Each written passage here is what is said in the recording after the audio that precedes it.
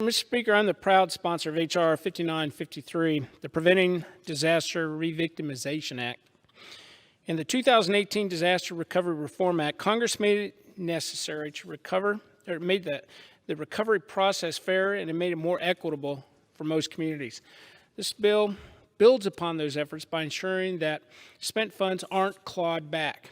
So when a disaster victim applies in good faith from FEMA for assistance and receives it from the agency, we fully expect those individuals need to move quickly to use the assistance for eligible expenses like home repairs, to speed up recovery, to begin rebuilding their lives.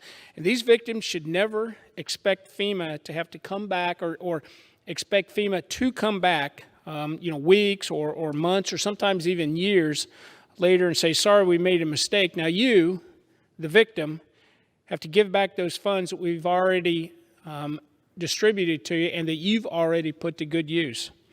To add insult to injury, FEMA's information on how disaster victims can appeal these decisions is incredibly confusing and it's insufficient. Through no fault of their own, many disaster victims are faced with debt collectors and the full force of the federal government seeking repayment.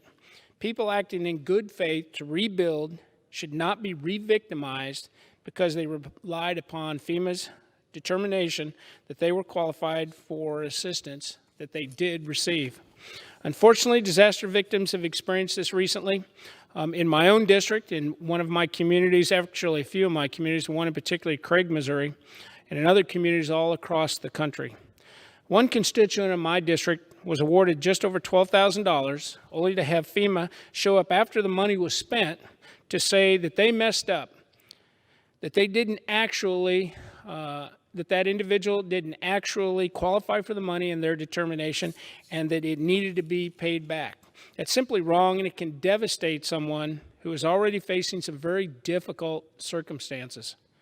H.R. 5953 is going to clarify that if FEMA makes an error and there's no evidence of fraud, the victim will not be re-victimized and their debt is automatically viewed as a hardship and waived. In addition, the bill would also require FEMA to report back to Congress on its errors, on its error rates, and tell us what they're doing to be more accountable. I urge support for this legislation to ensure that the government does not re-victimize disaster victims. In closing, this bill, H.R. 5953, it's going to ensure that disaster victims applying for FEMA assistance in good faith are not re-victimized by the agency if it realizes that it did make an error. Residents in North Missouri and across this country need to be able to rely on FEMA's determination on eligibility for assistance and not have to look over the shoulder as they rebuild, wondering if they're going to have to give back money sometime down the road.